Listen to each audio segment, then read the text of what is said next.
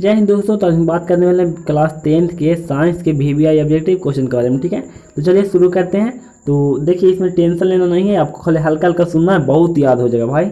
तो चलिए शुरू करते हैं। तो सबसे पहले आज का पहला सवाल देखिएगा कि मुकुलन द्वारा अलैंगिक जनन होता है। तो मुकुलन मतलब कि अलैंगिक जनन तो जानते हैं कि बिना संपर्क में होता है, और मुकुलन बोल रहा है यानी कि एक से दो होता है। ठीक है, धीरे धीरे। तो मुकुलन द्वारा हाइड्रा में अलैंगिक जनन होता है। ठीक है, हाइड्रा में होता है, यानी कि ऑप्शन नंबर आपका बिल्कुल सही आंसर हो जाएगा। अगर याद करना है तो कर लीजिए, नहीं तो कोई दिक्कत नहीं, आप सुन ही लिए, इतना ही काफ़ी है।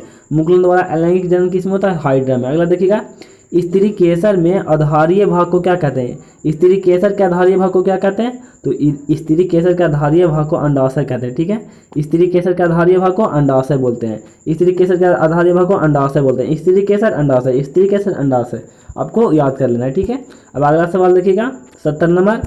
बोला कि पराग कोश में क्या होता है? पराग कोश में होते हैं, तो पराग कोश में पराग कण होते हैं। पराग कोश में पराग कण होते हैं। ठीक है, यानी कि ऑप्शन नंबर डी आपका बिल्कुल सही आंसर हो जाएगा, पराग कोश में पराग कण होते हैं। अब अगला सवाल देखिएगा 71 नंबर सवाल देखिएगा। बोला निम्नलिखित में से कौन एमिनो अम्ल के विखंडन से बनता है? ठीक है, विखंडन मतलब टूटने से। तो देखिए, एमिनो अम्ल के टूटने से CO2 और NH3 बनता है। एमिनो अम्ल के टूटने से N2CO3 बनता है, सॉरी CO और NH3 बनता है, यानी कि बी और सी आपका बिल्कुल सही आंसर हो जाएगा। और CO2 जानते हैं कोई चीज़ के टूटने से बनता है, ये ग्लूकोज को टूटने से बनता है, यानी C6 और H6H12O6 से बनता है। ठीक है, तो ग्लूकोज से कौन बनेगा? तो CO2। फिर से एक बार देख लीजिएगा, एमिनो अम्ल के टूटने से कौन बनेगा? CO2 और NH3। तो आपका ऑप्शन नंबर तो बी हो, डी बिल्कुल सही आंसर होगा, बी और सी दोनों। लेकिन ये बनेगा अगर एक बात करेगा तो ये बनेगा क्या बोलते हैं इसको, C6H12O6 को ग्लूकोज के टूटने से बनेगा। तो बोल रहा है क्या? एमिनो अम्ल के, तो एमिनो अम्ल के टूटने से बी और सी बनेगा। ठीक है, इसको कन्फ्यूजन बिल्कुल भी नहीं होना, जितना बोल दें सब सुन लीजिए। अब अगला सवाल देखिएगा, लिंग गुणसूत्र का पूर्ण जोड़ा पाया जाता है। तो भाई लिंग गुणसूत्र का पूर्ण जोड़ा स्त्री में पाया जाता है। अब तुमको दिमाग कैसे चकराएगा, देखो, पुरुष में XY पाया जाता है और स्त्री में XX पाया जाता है, तो पूर्ण जोड़ा हो जाता है इसमें भाई, इसमें नहीं हो पाता, मतलब कि एक ये अलग ना हो गया, इसीलिए नहीं होता, तो स्त्री में हो जाएगा। अब इसको ये तीनों को मिला देंगे, इसको मतलब देखिए, आप लोग देखते हैं तो क्या सर्च करते हैं, X और एक वाव एक्स करते हैं, तो ये तो इस ये एक्स किसका सर्च किए, तो आप पुरुष वाला किए, ये देखो स्त्री वाला। लेकिन अगर आप सर्च करेंगे वाई एक्स तो भी दिखाएगा, कभी सर्च करके देखिएगा, दोनों सेम ही है, बस इसमें वाई है और इसमें एक्स है। तो कभी आप गौर नहीं करते हैं, खाली देखते रहते हैं। तो यानी कि बोला लिंग में जोड़ा की संख्या पाई जाती है तो स्त्री में हो जाएगा। ठीक है, ऑप्शन नंबर बी। अब अगला सवाल देखिएगा, मानव शरीर के किस समान कोशिका में, सॉरी यहाँ पे किसी लिखा है, मानव यहाँ पे किसी लिखा हुआ है। ठीक है, मानव शरीर के किसी समान कोशिका में गुणसूत्रों को कितने युग्म होते हैं? तो कोई भी यार युग्म की बात क्या, मानो कि कोशिका में कितने गुणसूत्र होते हैं, मानव शरीर के कितने गुणसूत्र होते हैं? 23 जोड़ी होते हैं, यानी 46 होते हैं। 46 जोड़ी नहीं होगा, युग्म में बोला है, इसलिए 23 हो जाए। ठीक है, अब अगला देखिएगा क्वेश्चन नंबर 74, बाण पारिस्थितिक तंत्र में हिरण होता है। तो देखिए, सबसे पहले बाण पारिस्थितिक तंत्र में उत्पादक कौन होता है? तो पेड़ पौधा उत्पादक होता है। ठीक है, उत्पादक होता है पेड़ पौधा, और उसको जो पहला बार खाता है, यानी कि शाकाहारी खा गया, उसको बकरी भैंस गाय कोई भी खा गया, उसको प्राथमिक उपभोक्ता बोलेंगे।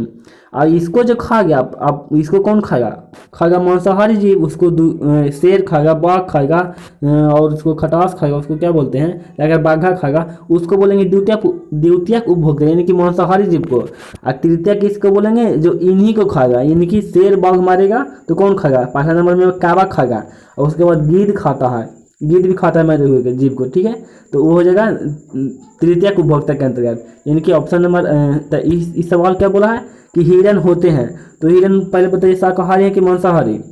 पेड़ तो हिरण नहीं ना है, पेड़ रहेगा तो उत्पादक होगा, पेड़ है नहीं है, पेड़ तो नहीं है, तो हिरण हो जाएगा, हिरण बोला मतलब कि शाकाहारी होता है, यानी प्रथम उपभोक्ता हो जाएगा। ठीक है, अब अगला सवाल देखिएगा क्वेश्चन नंबर 75। ठीक है, 75 देखिएगा, 75 तो और आसान है। पुष्प का कौन सा भाग फल बनता है? ये अंडाशय बनता है। ठीक है, अंडाशय फल बनता है, एकदम सीधा समझिए। फूल का कौन सा भाग? अंडाशय भाग। फूल का कौन सा भाग बनता है? फल।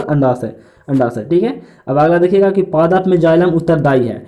इसमें समझिएगा कि जाइलम और फ्लोएम दो मतलब कि संवहन उत्तक है, फा और फा है लो आयाम, इस पे लिखाता नहीं भाई। तो जाइलम फ्लोएम दो क्वेश्चन वाहन ऊतक है, इसका काम है जल को ले जाना, यानी जल को परिवहन करना, इसका काम है कि भोजन को परिवहन करना, ठीक है। इसीलिए पहले दुनिया जानते हैं जाइलम और फ्लोएम दोनों था, यानी कि जल भी मांगने पर मिल जाता था फ्री में और खाना भी दे देता था।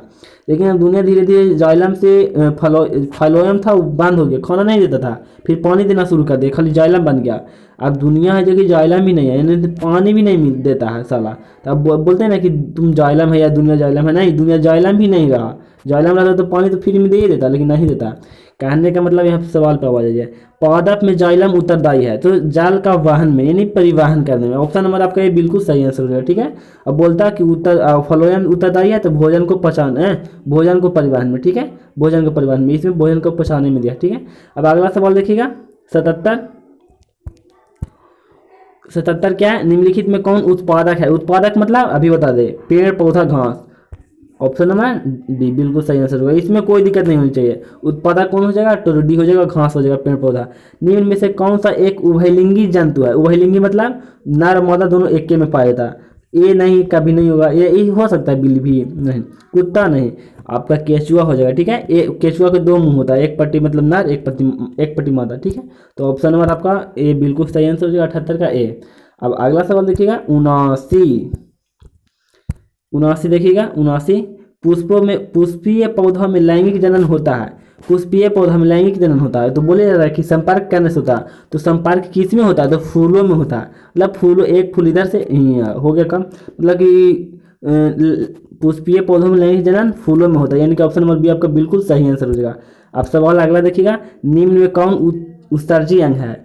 तो उत्सर्जी अंग मतलब कि बाहर आपको शरीर से गंदगी बाहर निकलता है, तो ये अग्नाशय है, इसमें कुछ नहीं होगा, आँख को कुछ नहीं होगा, बिरिक होगा। बिरिक मतलब लीवर, लीवर मतलब उसको जिगड़ा बोलते हैं, आप लोग बोलते हैं कि जिगड़ा, हाँ, तो जिगड़ा मतलब लीवर, लीवर मतलब बिरिक। तो ये मतलब कि ये होता है कि CO2 गैस को बाहर निकालने में बहुत सहायक करता है। हमारे शरीर से CO2 गैस कौन निकलता है, बिरिक निकलता है, ये लीवर निकलता है, और बहुत सारे गंदे मतलब पदार्थ को भी निकलता है। तो अगर तो हो गया ऑप्शन 80 का ऑप्शन नंबर 80 का ऑप्शन नंबर ए हो जाएगा, ठीक है, 80 का ऑप्शन नंबर ए। तो आज के लिए इतना ही, मिलेंगे कभी और, तब तक के लिए जय और हिंद दोनों। यहाँ पे लिखाता तो नहीं है, लेकिन जय हिंद जय हिंद जय हिंद।